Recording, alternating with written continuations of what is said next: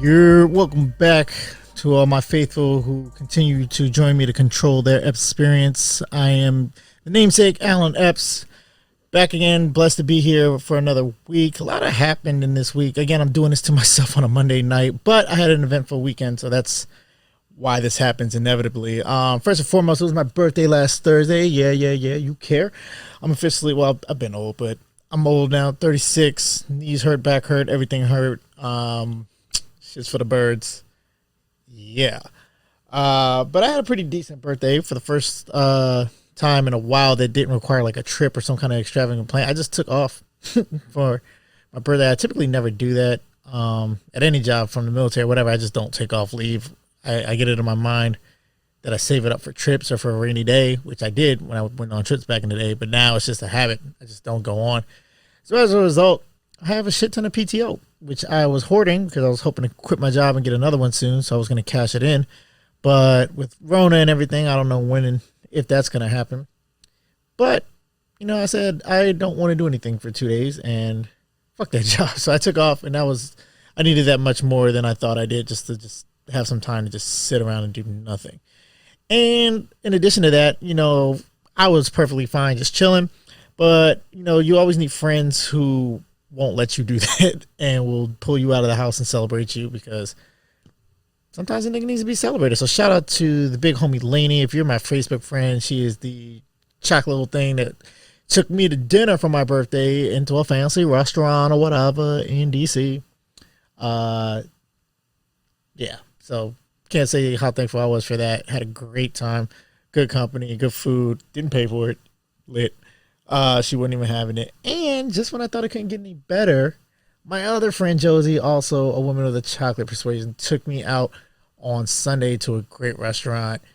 Let me order from the fucking side of the menu. Didn't make me, you know, bust it open for a goon. And again, and this shit was smooth. Like, she waited till I went to the bathroom. I don't know when she got the check.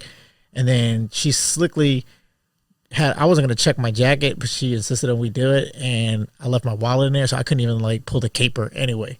So yeah, I know she paid a great amount for that food. So again, to that narrative that, you know, ladies don't be breaking bread, it just really comes down to the ladies you associate with, because these weren't even my ladies, but they're the homies, and I look forward to getting a chance to pay it forward to them at some point. So shout out to Josie and Lainey.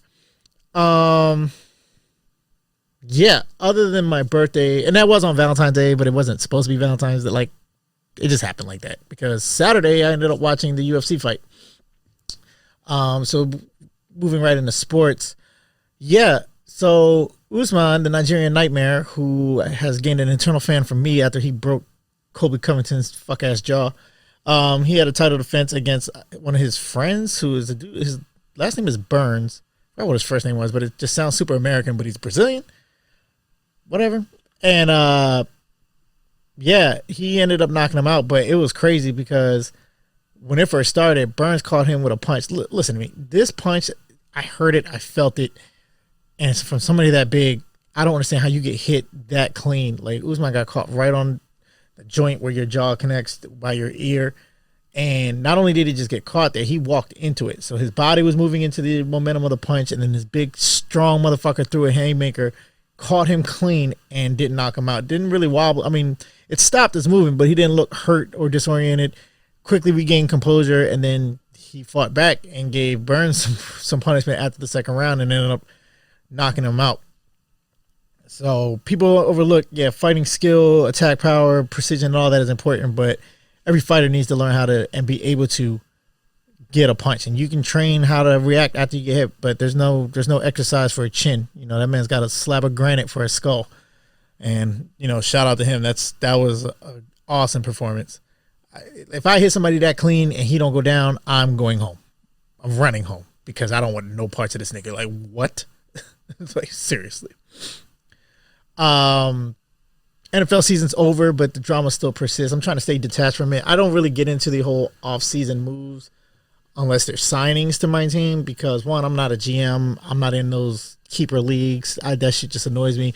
I don't want to, nor do I understand the salary cap. I mean, I understand the concept that there's only X amount of dollars somebody can spend, but I don't like analyzing people's fucking contracts. Who should sign this? No, I don't get paid to do this shit. It does not bring me joy. Fuck you. But Jerry is still being obtuse about this Dak situation. Of course, Dak has more leverage than he did when he broke his ankle because the team fell apart and the East was wide open for the taking. And now the scuttlebutt that Washington is first in line to try and get Dak, which I wouldn't be surprised about because, I mean, in addition to Washington habitually taking players just based on their name, you know, Dan Snyder is like a kid with Pokemon cards. He hears a name, he knows it rings bells, he'll pull you into their team. But historically, he gets people that are either after their prime or just do not fit the scheme or system that the team is built for. And they took Deion Sanders after his prime. Deion was still a serviceable cornerback, but they were expecting him to just lock down the entire secondary with no help, and it just didn't work out like that. Well, for him to – Washington is a quarterback away from Super Bowl contention. That defense is lights out. Their running game appears serviceable. It's no Zeke or anything like that, but with no passing game, they were able to do work that the committee back there. He's got 2 or 3 tight ends that can play on the field at all times, or the depth there. He's got a true number 1 receiver in McLaurin, and they have the draft leverage to go out and get a premier receiver or to just find one in free agency. So they're literally a quarterback away. They don't have to draft a receiver. They can trade it, you know. They're a quarterback away from legitimate Super Bowl contention. They signed that kid Heineke, which after just one body of work, which is a playoff game where he did really well and like almost on some Shane Falcone or replacements type shit. But you really don't know what you have there. I mean, anybody can have a good game. I wouldn't sign him to be the starter or anything like that, but he's a solid backup. Alex Smith is even, you know, it was great to watch him come back in a heroic capacity, but I think even he's doubting whether or not he could play this game at the level he needs to play it. And first and foremost, he's a player first. He doesn't want to be a liability, so I respect that about him. So, yeah, if Washington were able to get Dak, they would be an instant Super Bowl contender. Instant Super Bowl contender. Now, and you know what? I would never root for the Redskins, but I would take pleasure in the 2 times a year that they would play us and Dak would make his mission to destroy us because fuck Jerry Jones for this. Like, that this is even a foreseeable, a possible, feasible chain of events can happen where that man will be a Redskin or a Washington football team player would be fucking ridiculous. But evidently Russell, there's scuttlebutt. I haven't seen this from too many reputable sources, and this just doesn't sound like Russell Wilson at all. But evidently there's rumors that he's unhappy with his supporting staff in Seattle, and Seattle might be looking to make a move. I don't put any stock in that because that's just not his stilo to be a complainer at all. And even if he felt that way, it wouldn't come out until he left. Like, he wouldn't use that that's just not him. And some idiot posted that he got traded, but nobody, again, he took that post down and I didn't even know that this was a possibility. I couldn't foresee an instance in which Seattle would part with Russell Wilson. I don't see that happening. Not especially after they put that receiving core together. And the fact that their running game is Russell Wilson plus. Like, so I don't see that happening, but who knows? Tom Brady has been the embodiment of happiness, drunk as fuck down in Tampa. Like, he was stumbling out of the bar on some hangover type shit. He had like a handler pushing him. It was fucking hilarious. And then he even tossed the damn Lombardi trophy. I guess in Tampa, they do a boat parade instead of other cities. You know, they get the buses down the street. They get in a boat and go down some canal or whatever. And he just tossed the Lombardi through the air, which I'm like, I guess you can do that when you got 7 of these shits. But, and evidently it angered the daughter of the designer of the Lombardi trophy and how she couldn't sleep for days knowing that her father's masterpiece. It's like, shut up, lady. But yeah, man, he's just living his life. And I mean, you can't really get mad at him. I mean, you can, but you just be a hater. Also in sports, but on a somber note, the football world lost Marty Schottenheimer, one of the more brilliant offensive minds in football, especially since I've been alive. The teams that he engineered, the offense, the schemes, and everything like that. He's got so many disciples in the league, people who grew up under him, were assistants with him, who took away so much from Marty Schottenheimer. His son is a coach or was a coach. He had Alzheimer's. I'm not exactly sure what if that's listed as his cause of death, but he was an older guy and he went to hospice last week and then he finally passed. But the Washington Post, which I'm surprised at for the Post of all places, but then when I consider where the Post is located here in the DC area, I wasn't surprised. When they announced his death, they said Marty Schottenheimer, man known for his playoff teams fizzling or withering, was something pejorative like that, dies. And, of course, that pissed off a ton of people because Marty Schottenheimer used to be the coach of the Redskins, but then it all makes sense that this was some disgruntled Redskin fan who didn't like Marty Schottenheimer who wrote this fucking headline. So I didn't go to check to see if he got fired or anything, but I wouldn't be surprised if he did. He needs to. Fuck him. Also in sports, Vincent Jackson, affectionately known as V-Jack, he was a all-star receiver for the San Diego Chargers. This was right when Keenan Cardell got signed, so then they couldn't keep both of them, so they let Vincent Jackson go, and he ended up going to Tampa Bay. If you played Madden during the 08, 09 eras, 2010, you know Vincent Jackson was pretty much a cheat code. You toss that hole up with Phillip Rivers, switch over to Vincent Jackson, did the user high point catch, and he's coming down with it. He was found dead in a hotel room in Florida. No cause of death. This is current as of today, February 15th. But he was only 38, man. And that's just the report said that there was no obvious signs of trauma. So I guess we're just waiting for answers. But that's just terrible. A man so young to leave like that.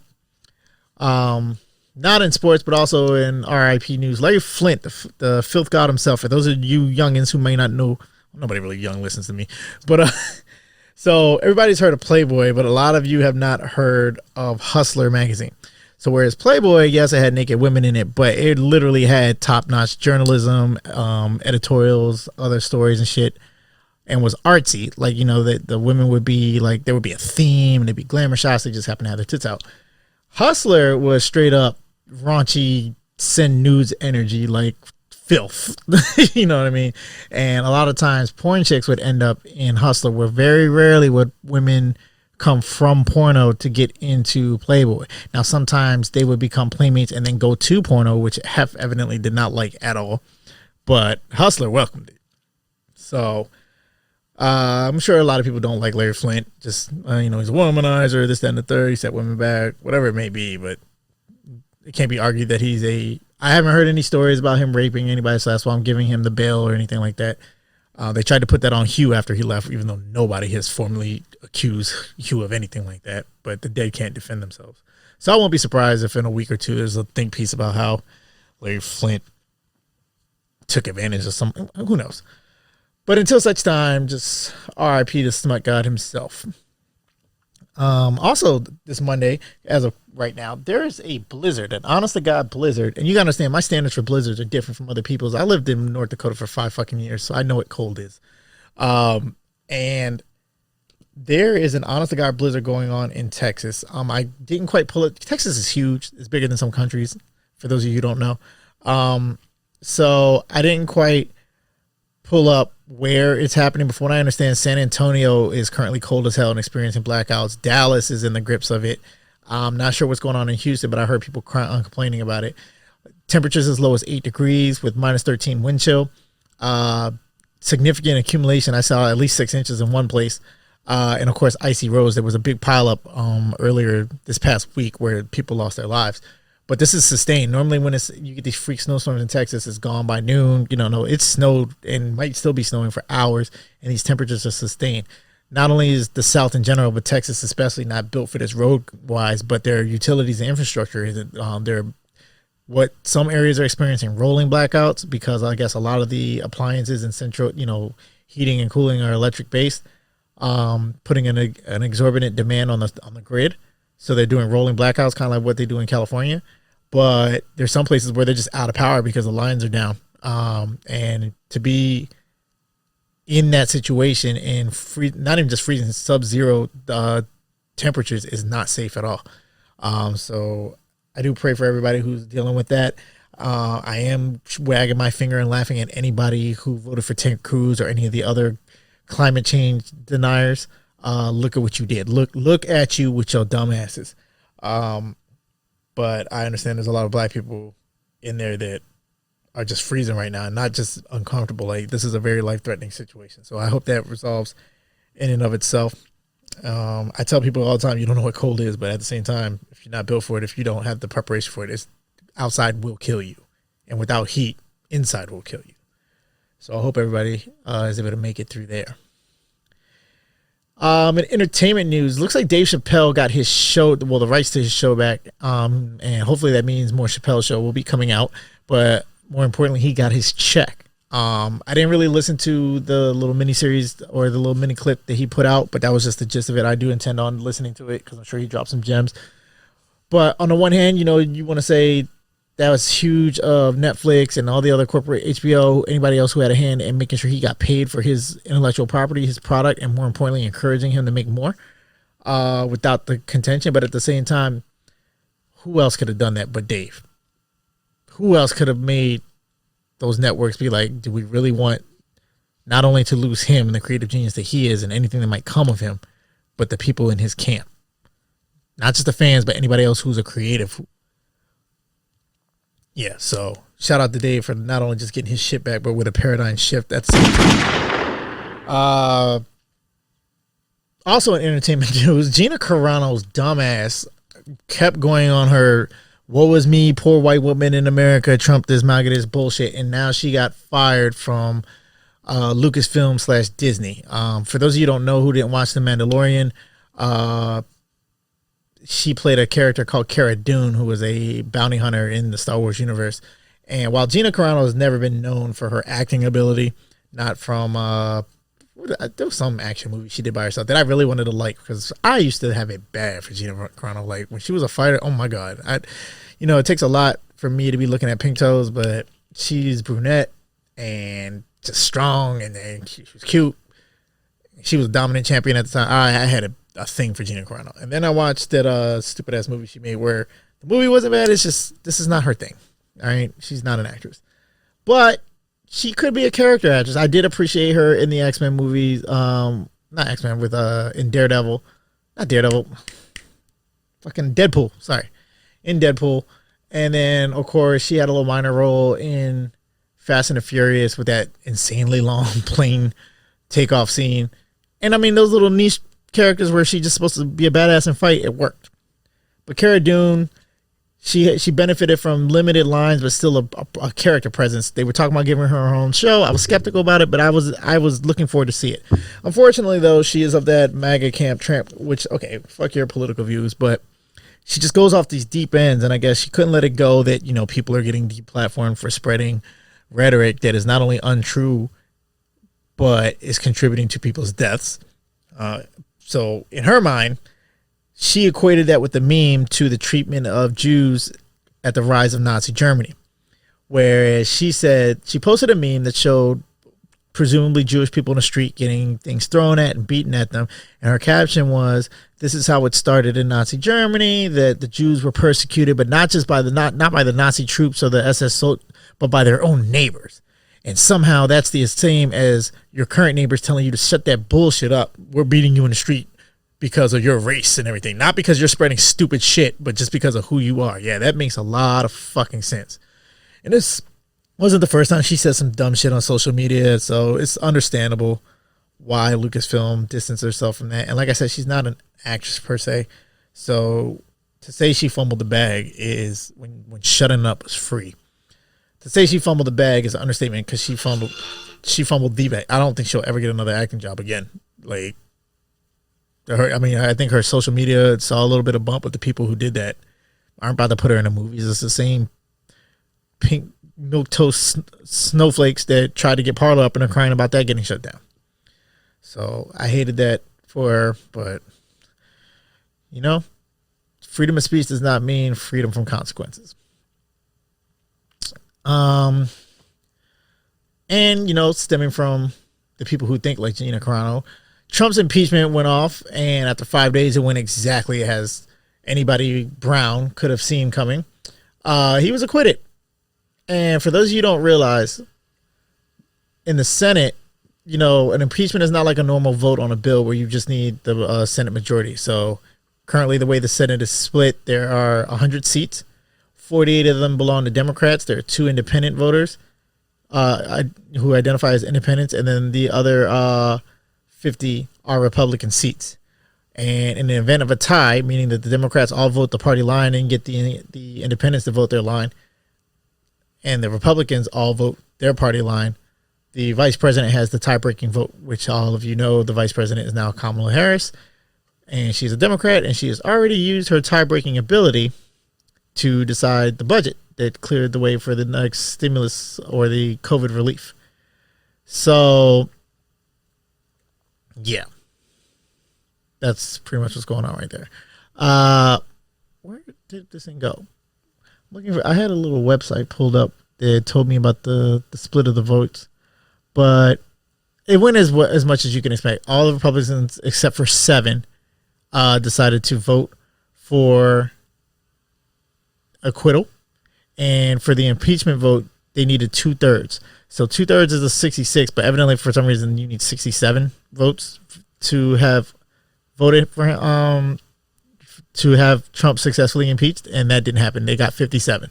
So you got the 48 Democrats, the 2 independents, and 7 Republicans who crossed the aisle, which is not unnotable. I mean, Mitt Romney and some other guys, I encourage you to look them up.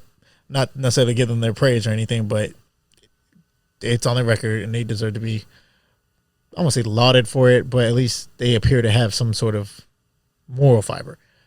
But the funniest thing to me was that Mitch McConnell, the guy who said, I support impeachment, and his comment, he even said, I'm not voting for it. And it wasn't in the face of the lack of evidence, none of that shit, because the evidence was fucking damning. It's just, I don't know why people were expecting the Republican Party to show a moral compass, or that they haven't to this point. If they did possess it, they wouldn't have ever nominated Donald Trump. They wouldn't have voted against his impeachment the first time. They would have called for the impeachment. But that's not what they're here for. McConnell wants his party back. So he went to he voted for the impeachment, but he wasn't going to vote against him because he's worried about Trump's base after he leaves.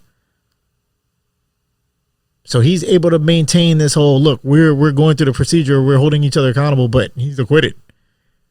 And he doesn't care if some lesser fringe Republican senators vote against him. Because at the end of the day, he can go back as the ranking Republican to Trump's base and say, hey, we stood by him. We're not throwing him away. But at the end of the day, he's not going to be a viable candidate again. Vote for us. That's all that fucking was. And the Democrats walked right into it because this one had even less chance, even though in the face of the riot, this one had even less chance of success than the first one. Time, impeachment, all this has done is to show what else white men can get away with in this country. Okay, you have 2 failed impeachments where too many people hear that it's, he was found innocent. That's all it is. But the Republicans can now say, we tried to do the right thing. We're not behind Trump anymore. Get behind us. Let us galvanize. And the Democrats let them. Now, I will say that another benefit is that the criminal proceedings are going as forward. But who knows what's going to come of this? I don't know if because he was found, or he was acquitted in the impeachment, that can be presented as evidence of his non-guilt in a criminal proceeding. I don't know what overlap for the offenses that he was, because I know specifically they cited the riots, but they also gave testimony on this other bullshit that he gave, which one of my Facebook friends said, because I said this shit was pointless. And he said, it wasn't pointless. Now we know everything he did. So I'm like, so that's worth it to you, hearing about shit he did that you're still not going to get convicted and held accountable for? And he's like, that is holding him accountable because we heard about it. I'm like, we have 2 different definitions of accountable. Because we know Officer Chauvin killed George Floyd, so we know about it, but that's not accountability to me. So in what world is another impeachment where he gets to walk away with no fucking consequence? He didn't even have to show up to defend himself. He didn't call no fucking witnesses. He just says, and so what? And what happened? He got off. That's not fucking accountability. It just goes to show that how weak the impeachment process is. And especially when people don't give a shit about the right or wrong, they give a shit about their power play. And the Democrats walk into this shit every time. And even if the Democrats fully didn't expect to win it, what is the benefit of doing this shit? Again, if I was running the ship, I will be throwing every resource at the federal government's disposal to aid these felony prosecutions in their various jurisdictions, which it looks like Georgia is leading the way. They have already started an investigation into that phone call where Trump was basically trying to muscle some votes out of the Georgia election committee, which I don't know how anybody loses that. That was blatant on that phone call if you listen to it. But then, of course, there's still some cases pending. I know the New York state's attorney has a hard on for Trump. I think it's for financial, something linked to his taxes and his business dealings, paying back loans and shit like that. So who knows? But Trump didn't even say, hey, I need to pay those lawyers who I've stiffed to this point. He let anybody go up there and defend them. It was ludicrous. They got laughed out of the Senate, but they walked away with the W. So what does that tell you about what white men can get away with? I don't think anybody black was shocked about it. And honestly, I just laugh at the white people who pretend to be. So, yeah. Going to white billionaires I do fuck with, though. Mark Cuban, he did something maverick, if you will. See what I did there? Hold on, where's my shit? Because he's the owner of the Mavericks. You get it? Yeah. Anyway, so he, as the owner of the team, said that they will no longer play the Star Spangled Banner, aka the national anthem, before games. It was quickly met with yes, the fuck you will, by Adam Silver, the commissioner of the NBA. But I salute Mark for using his, perceived autonomy as a team franchise owner as to not say it, as to not do it. And he's quoted, and when I say I fuck with him, he's a billionaire, he's white. I don't think that he's super pro-black. But I do think he knows what it's like to be just disenfranchised, even if it was just because of his financial status. Like he built himself up from nothing. And I'm sure during the way he met a lot of other brown people who had to work a lot harder than him and don't have half of what he has. So I respect, he's been consistent. I don't think he's just like this super performative guy. I don't think that black equity is a priority to him, but he at least recognizes that it doesn't exist, which is a far cry from most fucking billionaires. So he is quoted as saying, "We respect and always have respected the passion people have for the anthem in our country, but we also loudly hear the voices of those who feel that the anthem does not represent them. We feel that their voices need to be respected and heard because they have not been. Going forward, our hope is that people will take the same passion they have for this issue and apply the same amount of energy to listen to those who feel differently from them. Only then can we move forward and have courageous conversations that move this country forward and find what unites us." And I mean, that's what he said. Just listen to people. And if y'all can't listen, let me turn the fucking music down so that you hear what we putting down. Shout out to Mark Cuban. And fuck Daniel Silver. Y'all said that nigga was the greatest, but yeah. Where else am I going here? All right. So this marks the second or third week in a row that I've had to argue with, for lack of a better word, idiots about the Tuskegee Experiment. I don't know how many times I have to say this. The Tuskegee Experiment was not the government injecting black people with syphilis. That's not what happened. Okay? Now, you don't have to take my word for it. I encourage you to do it. I'm not pulling this out of my ass. Not only am I a graduate of Tuskegee University, not only did I live 4 years of my life in Tuskegee, Alabama, not only did I do community service just because of ROTC or when I was pledged for my fraternity or just knowing people who grew up there and whose families are from there. So I've met the descendants of the men in this study. Okay, you don't have to take my word for it. It's all published. You can look up the actual Tuskegee Experiment because the government not too long ago, I think it was under Clinton. No. Was it Clinton? I want to say it was Clinton. It might have been Obama. Anyway, the government formally acknowledged and apologized. And I'm not saying the apology is worth a damn, but they acknowledged what the Tuskegee Experiment was. And what it was is that the government noted an outbreak in a population of African Americans who are otherwise medically disenfranchised. They're poor. They don't have access to good medicine and everything like that. And they're not going to know what's going on. And they wanted to study the effects of syphilis when it goes untreated, specifically in the Negro, but period. Because at the time, syphilis was it was the AIDS of its time. All right. And even though the cure to syphilis was known at that point, syphilis attacks in 4 stages. And it's very hard to tell. There's people who have syphilis who go infected and don't know it. Just like herpes. They get a sore, then it goes away, and then they think they're fine. But they have other little symptoms that they just don't appreciate to attribute to a sexual disease. They just figure that they're sick or they're feeling lame. That's what happens when you're not informed about what's going on health-wise in the world. All right, it's real easy to know you got a sex disease when you got like pus and shit coming out of your junk. But when it just goes away and you feel weird one day, you're not going to attribute that to a sexually transmitted disease. So because a lot of the data about syphilis happened after they, cut somebody apart, and the 4 stages for some people could take decades to go through. Some people it happened very quick, and they were science was basically getting their information from cadavers after the fact. They wanted to be able to study syphilis from start to finish. So they told these men who came from far and wide, not just in Tuskegee proper, but from all of Macon County, because they heard that they could get free medical screenings and stuff like that, to come and get looked at. And out of 600 people that they chose, approximately 400 of them were positive with early stage syphilis. Now, you say if they chose 600, why only 400? Because they wanted a control. If they were going to infect them with the needle, they wouldn't need a control, because the control is everybody else in that town who they didn't infect. So that right there, if you have any knowledge of how experiments, and I'm not talking about, you're cooking some collard greens and do I throw this in here? No, an experiment, the word experiment follows the scientific method. The scientific method has been around since the time of Galileo. All of you have at some point hopefully done a science fair, so you've learned about the hypothesis and you have to write out your procedures, because there has to be structure. Because one of the key elements of a experiment is you have to have a hypothesis or a goal of what you're trying to determine with this experiment. You have to have standardized practices that can be replicated. And more importantly, when you replicate those processes the way that they are outlined in the experiment, the results that you're supposed to be able to get should be comparable to the original experiment. Otherwise, the results are invalid. That's what an experiment is. The government wasn't just coming down here and say, oh, what would happen with you? What would happen with you? No. They wanted to study and gain data and use black people as lab rats. Now, I do not put it past the United States government. I do not think they are so noble that they would not infect somebody if they so chose to.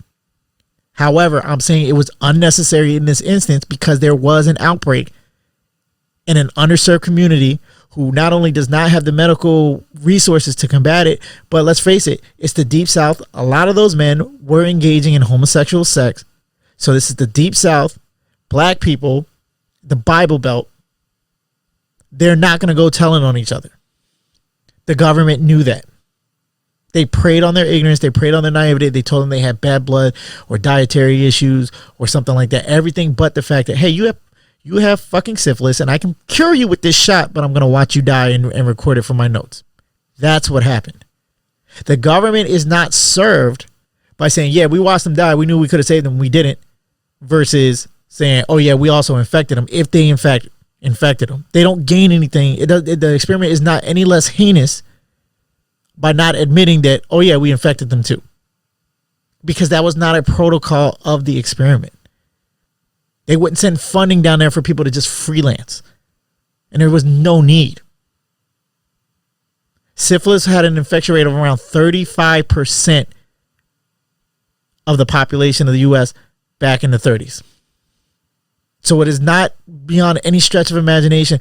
The population in Tuskegee proper itself was around 9,000 to 10,000 people, and it was at 83% African American. And that's just the city, within the city limits. You go to Macon County, which is also 83% black. It would not have been hard to find 400 people, 400 men infected with syphilis. It just wouldn't. So I understand it's par for the course. I would not be surprised if I found out somewhere where the government was doing, then yeah, it would not shock me, but it didn't happen here. It does not serve us to keep up with these straw arguments. And you guys got to be careful who you take your fucking information from, because again, I'm inviting you to go read the fucking study, but I got into this fucking argument with somebody who called themselves a clinical research coordinator. And that sounds real important, but you know what else sounds important? A fucking sanitation engineer, aka a janitor. Now that's not to shit on janitors, okay, or even trash truck people, but you got to understand something. A bunch of words that sound really important don't mean what you know what the fuck you're talking about. Okay? It's just like we saw that girl who was wearing scrubs trying to tell us how COVID was manufactured in a lab, but I don't even think she was a CNA. I think she was like preparing somebody's food or something, like working in a cafeteria. But that shit went viral. So this particular dumbass, and I couldn't quite remember why I thought she was a dumbass, but I'm glad I didn't, because I really wanted to hear her out. She took it upon herself to come on my post, reminding people that black people were not infected with a needle full of a syringe full of syphilis in the Tuskegee Syphilis study. And she comes on, in my job as a clinical research coordinator, I read up on this last week, and they absolutely were. And this has been studied just like Nuremberg. For those of you who don't know, Nuremberg is the trial convention after the Second World War that was charged with finding Nazi war criminals and bringing them to justice. And some other study about where there was a school of kids with special needs who were actively infected with diseases and experimented on. But she said, this is something that has been reviewed widely like them. So I was like, all right, fine. If they review it, post your information. This was last week, Thursday, I want to say. Yeah, last week, Thursday, my birthday. It is now Monday, and she ain't posted shit. And she tap danced around it. First, she said there was a study that she read, and then she backtracked and said that, no, I read the Tuskegee Syphilis study, and it's clear that they infected. I'm like, okay, so where does it say in the protocols of the Tuskegee Syphilis study that they did that? And then she kept going back to, it's just not possible to find that many people. You couldn't do that today. I'm like, well, first of all, syphilis is nowhere near as rampant as it is today. Second of all, you can find 400, I don't know if in the state of Alabama, but you can find 400 people that the protocol can't call for people with early syphilis. But she's saying that you wouldn't be able to find 10 people with it because she's applying a standard of some other experiment that would be conducted today versus the ones that were conducted back then with zero ethical implications. And then I actually had an actual research engineer. So those are the people who actually are charged with looking at data, compiling statistics, analyzing statistics, and coming up with, conclusions from them. A research coordinator could be somebody who puts a bunch of research engineers in a room, or it could be somebody who sets up classrooms and laboratory equipment for the actual people who use and teach in the classroom or use the lab equipment. And I looked on our page and it says nursing, but of course I've seen plenty of people, to include CNAs, abuse that whole nursing shit and not be an actual fucking nurse. And what sealed it for me was that her main argument, other than the fact it just defies the odds. She don't know what the odds are. I literally gave her population numbers, but she didn't know what the odds are. But she said it was called an experiment. They were doing what they want. And that right there lets me know you have zero grasp of the scientific process. And I was wasting my time talking to you specifically. But on the off chance that she had something, because she said, it was on a work resource computer. I'm like, all right, well, get that for us and post it for us. Then I'm not going to lose my job. So why'd you bring it up if you can't share it with us? So then I said, okay, well, if there's a study, tell me what the name of the study is, because I know people who either have access to medical journals or I can find it myself without having to go through your work resources. And then she said I was being combative and it's coming off like that. And 4 other people, so the research engineer that I tagged, a nurse that I tagged, a journalist who wants to believe her, who even came on there and said that, I don't trust the government at all. And I've been trying to tell people this, but I don't have anything to back it up. Please link me to your information. Again, it is now Monday and she ain't posted shit. So then I got curious because I couldn't quite place why I felt strong disdain for this dumbass. And I utilized Facebook's search feature on my activity log and I put her name in there. And lo and behold, this broad is one of the rape apologists who was defending Bill Cosby in his trial, saying that, I've read every affidavit for these so-called witnesses and they were winning. And then, so that right there tells you, if you move aside the headassery of defending Bill Cosby, saying that he didn't rape anybody, whatever. There's a common thread of bullshit between her current claims between the Tuskegee Syphilis study and Bill Cosby. And it's that I read, out of her exact words, I read all of that. This broad likes to come in and say and I bet you she ain't read a goddamn thing. But, I read all that, so I know. And I'm a research coordinator. I know how to research. Bitch, your history teacher was most likely your gym teacher. Shut up. All right. So, and I got no problem calling her that. I think her name is like Rayshawn or somewhere. I didn't even fucking know her name. But next time I'm going to tell her because she can block me.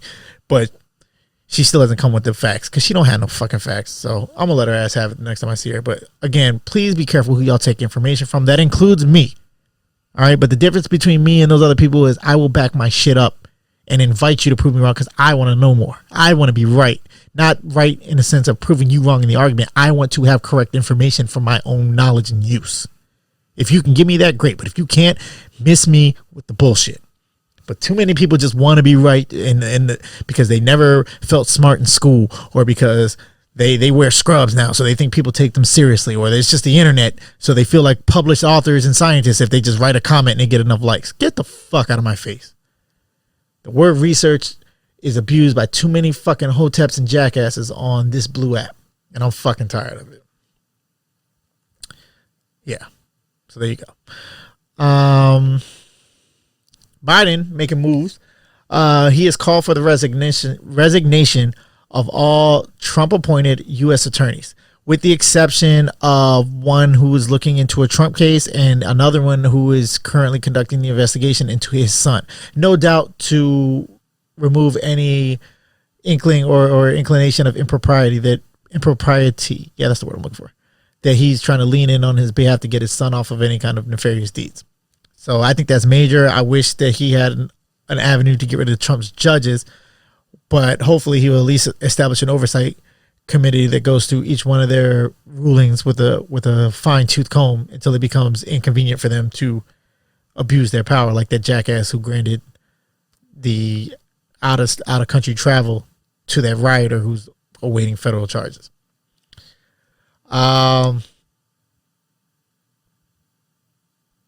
Yeah, there was a white woman. This video has gone semi-viral where there's a black, it looks like a home health aide. She's cooking or washing something in the dishes, and then there's this white woman in the back, and then she looks agitated, and then she just hawks a loogie at this woman who I learned later is Ghanaian. And you see the Ghanaian woman just stare at her, and I'm waiting for her to punch this old bat. This chick looks like she's 100 years old, but she just goes back to washing it. And I got infuriated. I got triggered. I had to knock that old bitch into the fucking next dimension. Now, people are saying that she's got dementia, this, that, and the third, which I understand. You're not necessarily yourself, but I also understand that you're probably going back to a time where you hated black people, probably used some choice language for them. And while that might not be who you ended your life in, it's in there. And I would have a hard time giving a fuck, which is why I don't take care of old people. But then, of course, there's another video out with just her dancing with the white woman, and they're just having the grandest time. So I know Godfrey, the comedian, I didn't watch this clip, but I'm sure he's upset about how we just forgive white people for their trespasses so easily. And then, of course, I'm sympathetic to the therapeutic community and, anybody. I've worked in nursing homes, so I understand that not being in your right mind is a thing. It's hard for me to grant. She hawked repeatedly on this woman.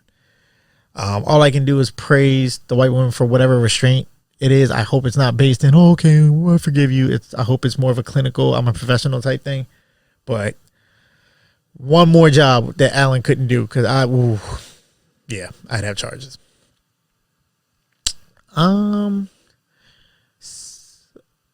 Speaking of rude awakening, so Van Jones went on The View and got told about himself, about his fence riding. Basically told he ain't gang. And I had it cute. God damn, these websites that you keep them up and then they go to another screen. I had the video queued up. Let me see here. Van Jones View clip. But I forgot the lady's name. And she just basically told him that, you're, here it is, Sunny Hostin. That's her name. That, we're tired of you going back and forth, and the black community just does not fucking trust you, which I thought was hilarious. Waiting for all these pop-ups to disappear so I can play the clip. Here it is. Let's see if this works. Oh, they took it down. That's why I can't find it. Oh, but it's on Twitter.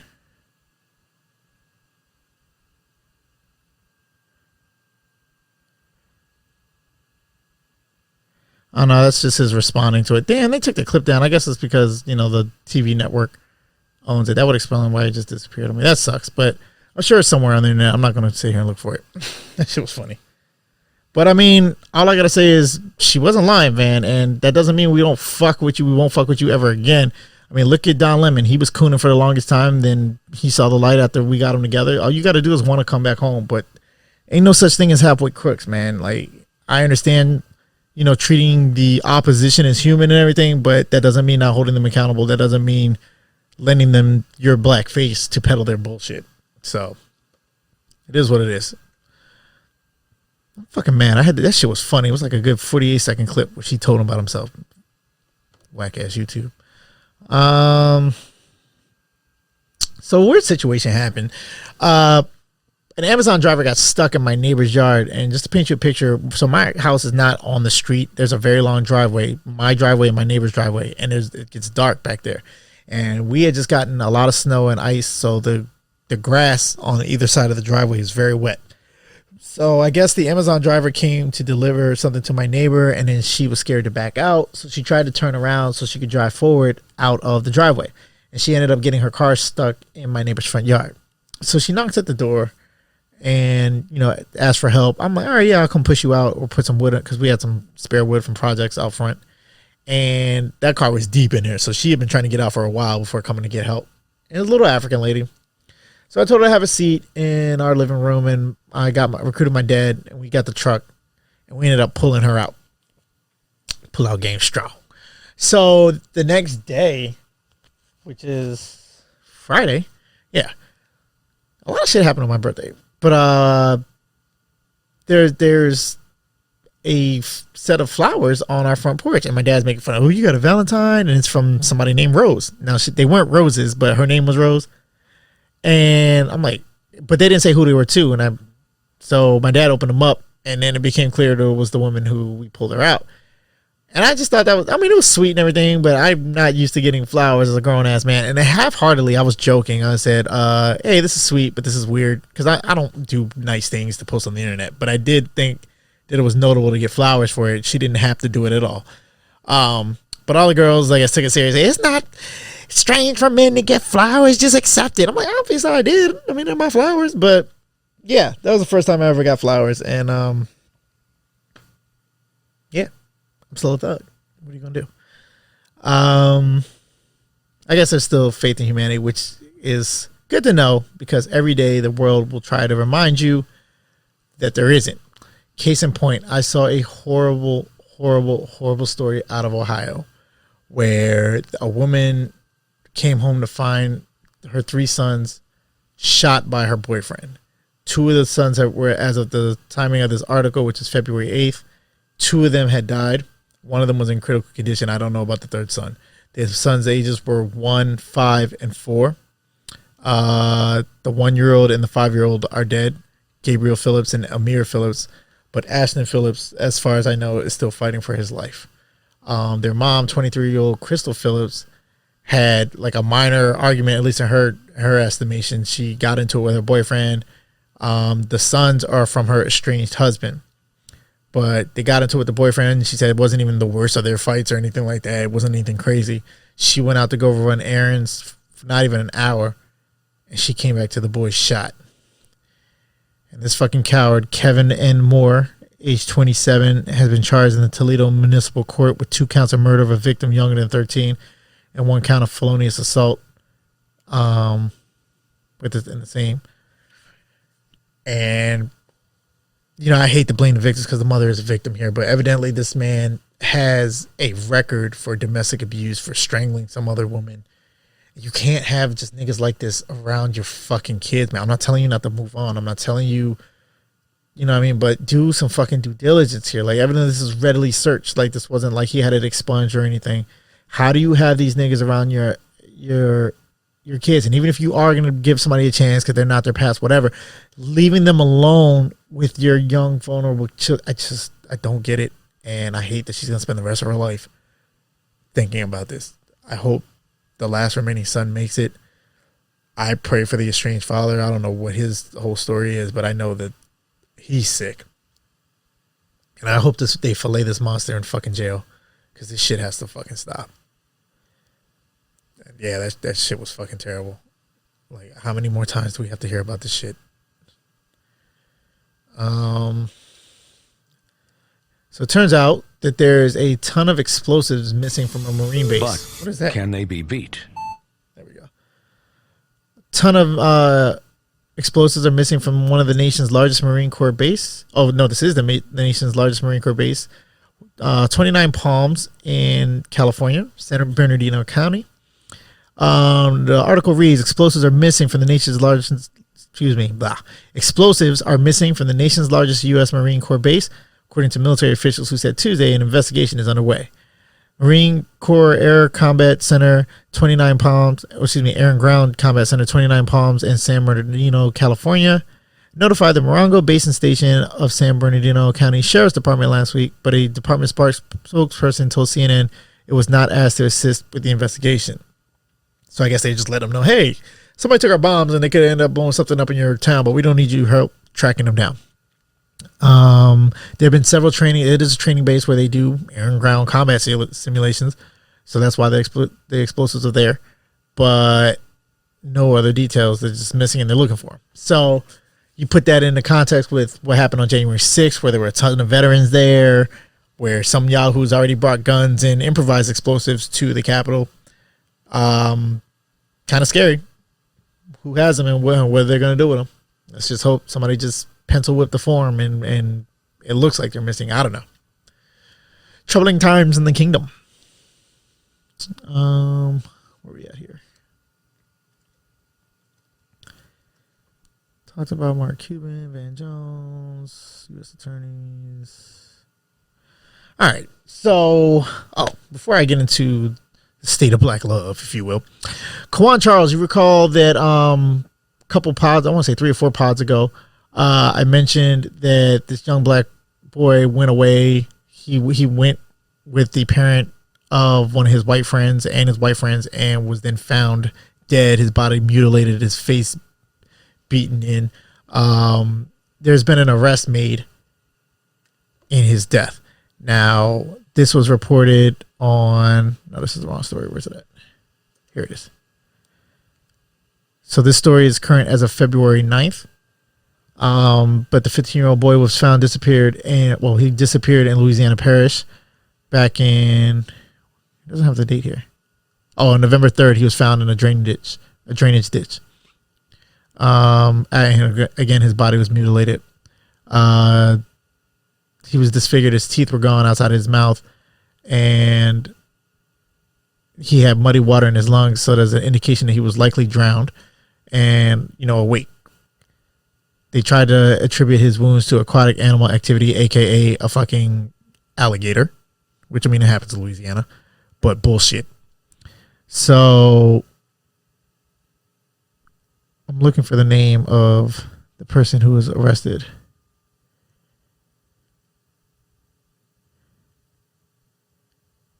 And of course, they're trying to go through the whole rigmarole of Quawan was using drugs. He threatened to kill himself after going over to the Irvin's house, which is the family friend. Oh, yeah, Janet Irvin, who was the mother of the boy he went off with or was last seen with. So, yeah. And of course, the family is denying that, because if anybody's son or daughter was at my residence and ran away saying they were going to kill themselves, they're going to pick up the phone and call the parents and call the police. That didn't happen. So it's obvious bullshit. And let me get this straight. This suicidal kid ran off into the night and then got killed by an alligator. Shut up. I just pray that justice is done for this boy, and I'm tired of these fucking stories. Like, in Louisiana, yeah. We know what happened here. So hopefully it'll come to light and they stop the bullshit. Because eventually, we ain't gonna stand for this shit. I know I won't. I'm waiting. I don't hope for this shit, but I'm telling y'all right now, in the Epps name, that's my kin, end up in the fucking news. All right, I got another news story for you. So again, the internet's panties are in a tizzy over Russ Wilson and his unabashed, unapologetic, out loud love of Sierra, a black woman. He did some kind of game show or some little interview where eventually they asked him what was his worst fear. And he looked at his wife and said, losing you. And of course, it was an awe moment, but it has upset the Ashies. And, if we can go into the whole deep dive of how, people growing up not seeing their parents love each other properly, a bunch of niggas with their mom's last name, don't know what it is to love a woman, or, they think anytime a black man loves a black woman, it's simpish, toxic, but when he's pimping on her, cheating on her, whatever, that's just how it goes. That's what a real nigga does. I'm not doing all that shit with you niggas. There's a very base reason why this shit is happening in my estimation, and I'm not going to say it's gone viral because I've had other posts that have done more numbers than this. And again, it's not by numbers in itself. I don't post on Facebook just to get shares and likes and shit like that. But I mean, it does make a player feel good. But it's very basic. It comes down to the people who say shit like this, who call Russ a simp. Like, because where I'm from, a simp means a nigga who spends on a chick that can't get that chick or keep her. Like, as soon as the money stops, it's gone. Or she's still running him, taking advantage of him, all this other stuff. You're a simp. You're not a pimp. You a rest haven for these hoes. Like, this is his wife. Okay, this is not just some random girl. The mother of his child. Like, who else, if not your wife, are you allowed to dote on? Like, what does that even mean? I don't understand that. It just comes down to people's latent insecurity that they refuse to reconcile within themselves, and they project it on others. So I'll read you guys what I wrote. It says, "Ayo, real quick, if you mad at Russell Wilson saying his greatest fear was losing his wife, you just pulled your own bitch card. Man said he feared losing his wife and mother to his children. A perfectly normal sentiment echoed in countless healthy relationships and R&B songs. How he lost her? Irrelevant. Could be a car crash, COVID, freak dance accident, whatever. What you niggas heard was her leaving for another dude, because that's your greatest fear. Not being able to keep your woman, because a nigga that you deem superior came into the picture. Not somebody she considers superior, but you. That's your weakness, your frailty, your insecurity, that you can't keep your woman. But of course, rather than confront your fears, you decide to rationalize them. So you circle back to this narrative that she's from the street, for the streets. Never mind, you will never be on this street. You won't even catch a bus on the street, which Sierra's on. And he got to be a simp to keep her because she's just looking for the next one. Y'all niggas are fucking idiots. It's just what it comes down to. And of course, on my post, got a couple people who were saying that, oh, he's a documented simp, but don't offer no kinds of deets on how he's a simp. And don't get me wrong, I've said Russell Wilson is corny, but I don't mean as an insult. He's a goofy dude, but that works for him. He's also a stud athlete. He could have anyway. He chose Sierra, and he said that they shouldn't, do it or whatever for the year before. That was him, not her. So you can't even say, oh, she held the cookies from him. No. And that's the thing. If she's so for the streets, what chick do you know that is for the streets, that is looking for her next come up, is not going to use her vagina to secure said come up? Who is not going to trap this nigga with a baby or try to get him to marry her so she could secure the bag? You don't do that by just saying, oh, I'm not going to give you none. What the fuck? That's hustling backwards. That's not using your so-called asset if you're for the fucking streets. But all of that shit is, I'm not about to sit here and go back and forth with you niggas if their relationship is real. He loves his woman. That is a rational fear. And I hate, in particular, because I told y'all several pods ago about my friend Tiffany, who lost her battle with kidney failure. And you guys don't think that her husband didn't fear losing his wife every fucking day? So is the issue that, oh, he has no reason to fear losing his wife other than she leaves? Tomorrow's not promised. People die in car crashes every day. She could get diagnosed with COVID or some other terminal illness right now. Let's not forget she just gave birth to a baby, and black women die more than any other woman in this country in childbirth. And not just the broke ones. You saw Serena Williams almost died giving birth. So yes, the man fears losing his fucking wife.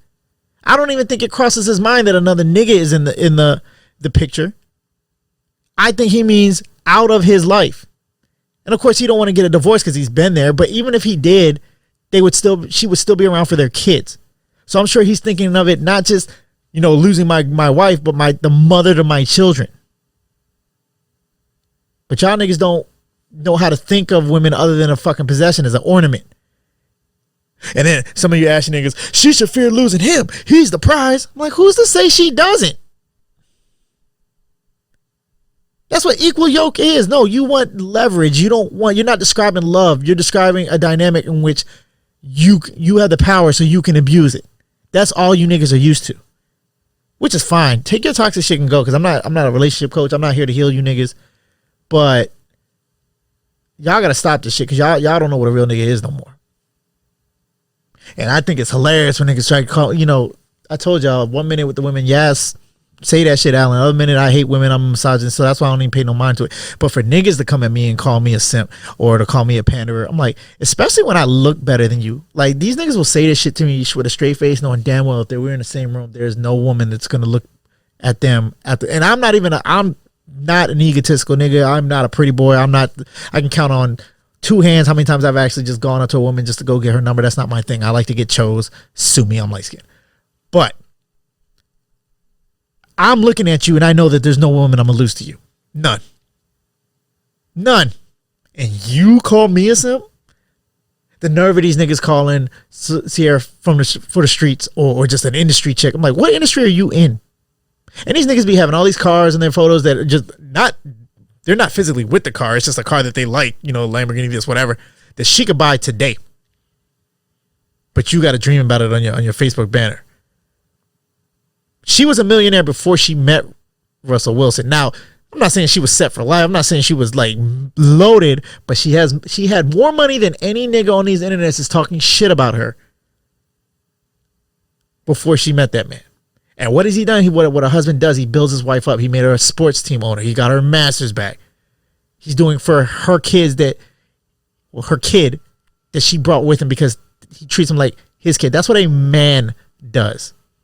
I'm sorry that the niggas who came into your mom's life after your dad went for cigarettes and never came back didn't even so much as give you a fucking $1 or something so you can go to the vending machine while they railed your mama out. I'm sorry. That's not Russ's fault. Y'all niggas need to deal with your dumbass trauma, like honestly and truly. Because it's just fucking annoying. And never mind the whole argument, it's beyond the basic bird. You niggas are reading this who have lost their wives, who've lost their husband, who've lost the person who brings meaning to their life. And you motherfuckers, with every chance to get it right, you wake up and you chose ashiness. Like there ain't lotion for sale. Y'all niggas make me sick. Further toxic news. I said I wasn't going to watch this shit, but I watched Malcolm and Marie. It's on Netflix. And I said I wasn't going to watch it because even though I love me some Zendaya, and I am enjoying watching John David Washington, Denzel Washington's son, become his own actor. And man, when I saw that this was a black and white film, I didn't want to watch it. Because while I like artsy shit, I like it in its own scope. Like when I think black and white films, I'm thinking about classic crime noir movies, or even something like Sin City with a comic book, or like to make the craziness in the series pop. I did not want to watch two people argue about each other or argue with each other in a toxic relationship in black and white. So I definitely still think that the movie could have went without it, but I understand that that's where they're trying to go.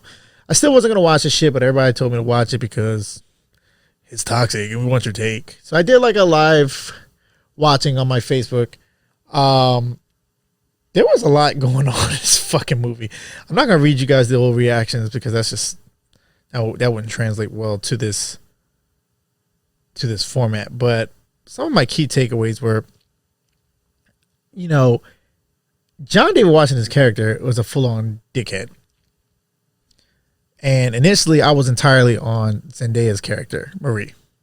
And not just because she was killing this dress. And, I love women in style because Zendaya's not the curviest girl, but she has her confidence, the way she walks and everything. It's definitely her sex appeal.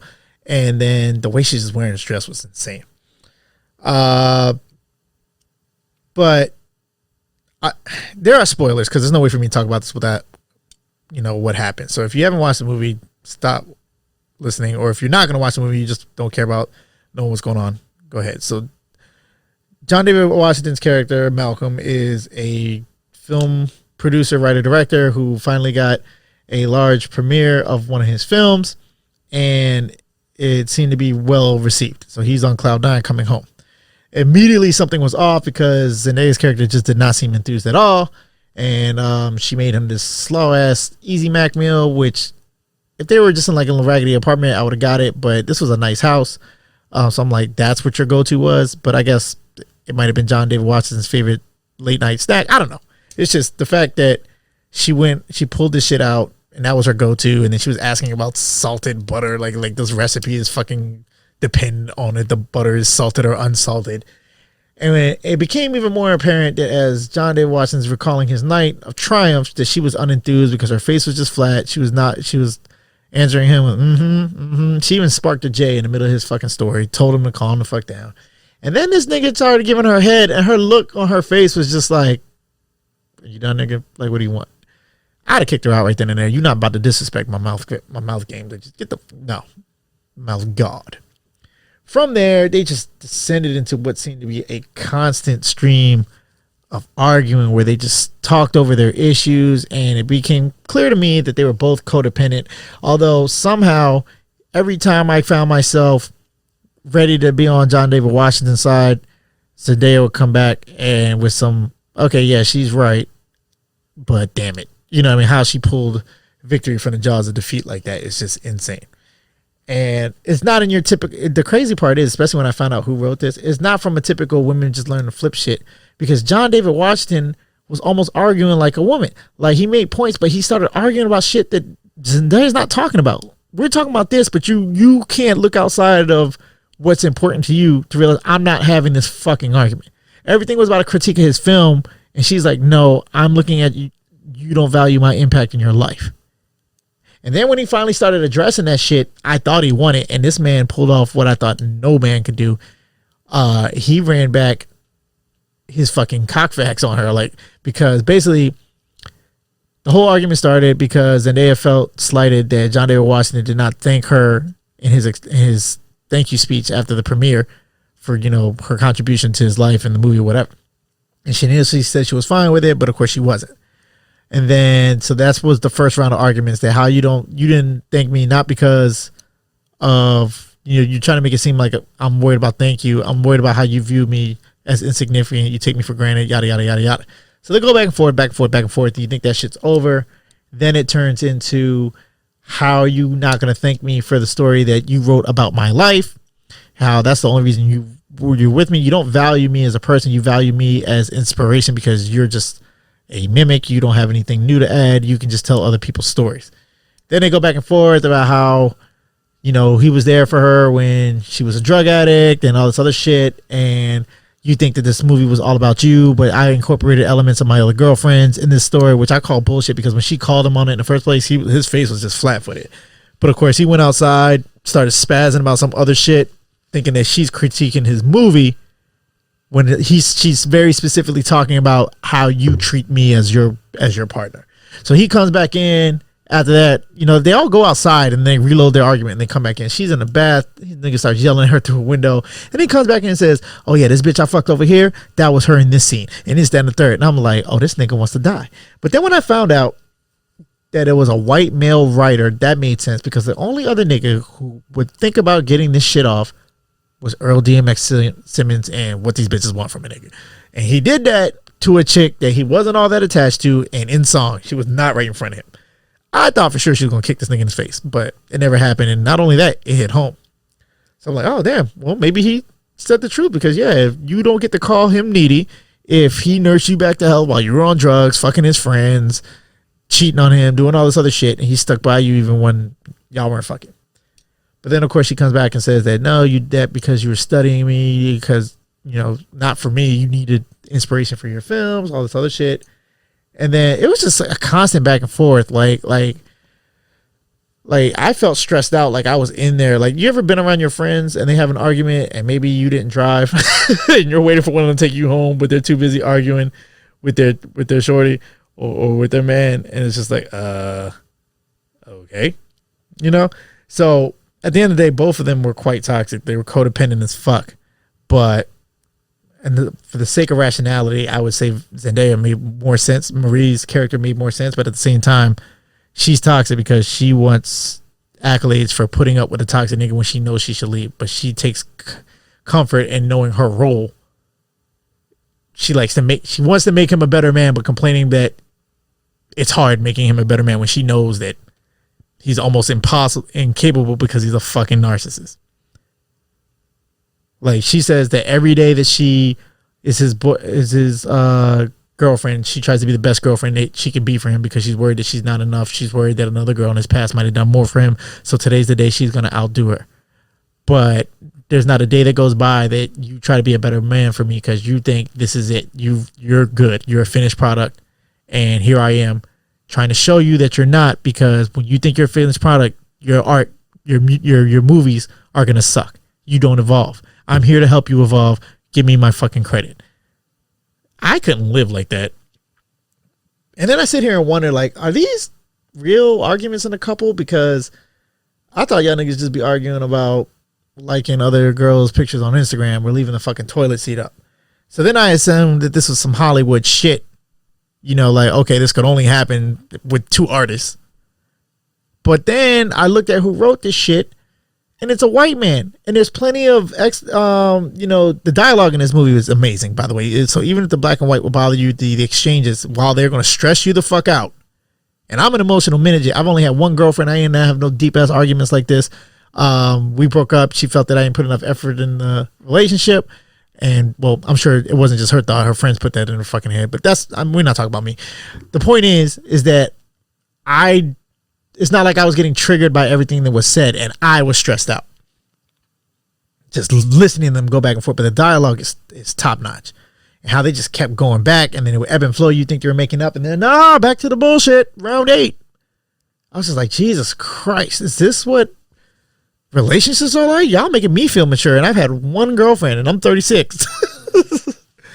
But my main question now is, how does this white male, writer write this from this black lens? Because there was a good 20-minute sequence where John David Washington is railing about how the critic for his film is some white woman who wants to politicize all of his work and make it some statement when she can't just enjoy the art.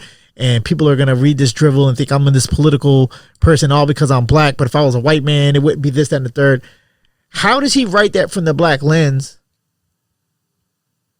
We can assume that he's one of the more empathic and sensitive people on earth, and he understands that he gets it. Or maybe he complains that black people get this level of depth that they don't have to work for, that everything is inherently has a message, even though it might be pedestrian to him. And that's a benefit that black people get when they get reviews. But if I do it as a white man, I'm polarizing. I'm canceled. I'm called, an enabler of the dominant society of oppression and everything. That's where I think it's coming from. I don't know this white man, so I'm not going to call him out right like that. But I'm just utterly confused at how, if he's able to do this the way that it's presented and there's nothing more to it, this writer's a gifted dude. Yeah, I hear he writes on another show called Euphoria. So, and that's evidently a hit. So who knows? Maybe his name's Sam Levinson. I just don't understand how he wrote this from that lens. He don't look like he gets black, but I mean, what does that even mean anymore? I don't know. But the dialogue in and of itself was amazing. It's going to stress you the fuck out. I'd say it's worth a watch and everything like that, but be ready to listen and be ready in just a whimsical mood that you're not going to internalize the shit, because from everybody else I heard, they said they couldn't keep it on because it was just stressing them out, or it reminded them of their toxic ass relationships. I don't have one of those to be triggered by, and it still made me feel like I was just I was stuck in the house with them, listening to them scream at each other. So, I mean, it was a good movie, but I couldn't watch that shit again. And honestly, I need to sleep on it to get my final thoughts on it. But yeah, so that's all I got. Thanks for guys for hanging out with me again. I do plan on watching One Night in Miami. I put that off, and I'm also gonna watch Judas and the Black Messiah, because I've been waiting on that. But between my B-day and going out to dinner and trying to deal with these ice storms and stuff like that. I just haven't gotten to it, but definitely for the next pod, at least one of those movies, hopefully both. Again, if there's anything you guys want me to talk about, anything I missed on, anything I need to do a deeper dive on, or if you want to be part of the fucking show, again, hit me up, Facebook, Twitter, Instagram. You can DM me. I can do a recording over the phone, over messengers. We can do a live one if you've got the time. It is what it is because I'm only here for you guys. You guys are the show, even though I'm the one fucking talking. I cannot wait until outside is open and I can seriously entertain getting a co-host because I know you guys sometimes get bored no matter how electrifying I am up here. I would definitely like to have a live conversation with other people for you guys to feed off of. But until that time, I hope you're content with me and continue to control your experience.